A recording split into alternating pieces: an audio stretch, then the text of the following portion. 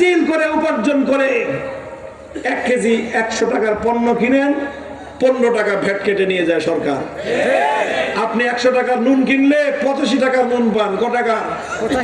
85 টাকার নুন পান, 15 টাকা ভ্যাট যায়। চাল কিনবেন 85 টাকার চাল পাবেন, 15 টাকা ভ্যাট। ডাল কিনবেন 85 টাকার ডাল পাবেন, 15 টাকা। এইভাবে মেহনতি মানুষের মাথার ঘাম পায়ে ফেলানো ট্যাক্সের পয়সা জড়ো হয় দেশের জন্য, জাতির জন্য। সেই টাকা জমা থাকে বাংলাদেশ ব্যাংকে। ডিজিটাল বাংলাদেশ মানে হলো এই ব্যাংকে তালা মারা ঠিক থাকবে, ডিজিটাল কায়দায় হাজার হাজার কোটি টাকা চুরি হয়ে বিদেশ চলে যাবে।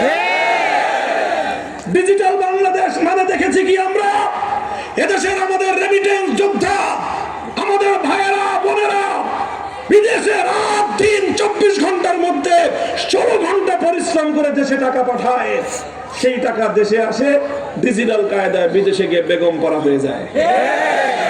এই হলো ডিজিটাল বাংলাদেশ। আমাদের দেখা শেষ, সব রঙের বাংলাদেশ দেখা শেষ, সোনার বাংলাদেশ দেখা শেষ, নতুন বাংলাদেশ দেখা শেষ, সবুজ বাংলাদেশ দেখা শেষ, ডিজিটাল বাংলাদেশও দেখা শেষ। এবার আমরা একটা বাংলাদেশ দেখতে চাই, সেই বাংলাদেশ হলো ইসলামের বাংলাদেশ, আল কোরআনের বাংলাদেশ।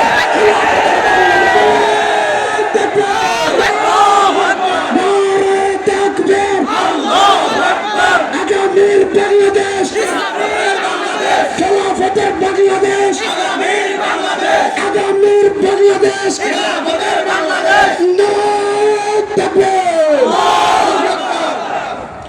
মুহতারাম হাজিরিন, বিশ্বাস রাখেন ইনশাআল্লাহ প্রমাণ হয়ে গিয়েছে বিপ্লবের জন্য বড় রাজনৈতিক নেতার দরকার পড়ে না। আমার বাংলার দামাল যুবকেরা প্রমাণ করে দিয়েছে বিপ্লবের জন্য বড় রাজনৈতিক দলের প্রয়োজন পড়ে না।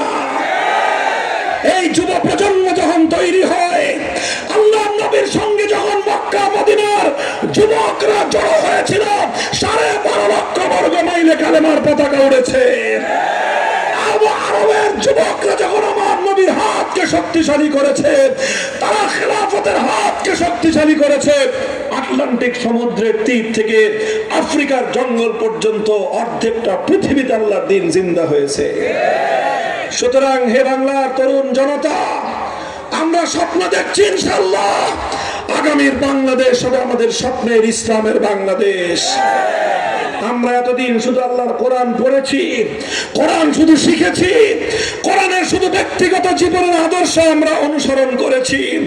ইনশাআল্লাহ আমরা এমন একটা সমাজ গড়তে চাই, যেই সমাজে আল্লাহর কোরআন যেভাবে পড়া হবে, সেইভাবে রাষ্ট্রের সর্বোচ্চ আসন থেকে রাষ্ট্রের বিচারালয়, বিচার বিভাগ, প্রশাসন বিভাগ, শিক্ষা বিভাগ, সব বিভাগে আল্লাহর কোরআনের বিধান বাস্তবায়িত হবে। অনেকে আবার ভয় ধরায় দেয় সংখ্যালঘুদেরকে যে ইসলাম আসলে হিন্দুরা থাকতে পারবে না। এটা সবচেয়ে বড় ধান্দাবাজি এবং ধোঁকাবাজির কথা।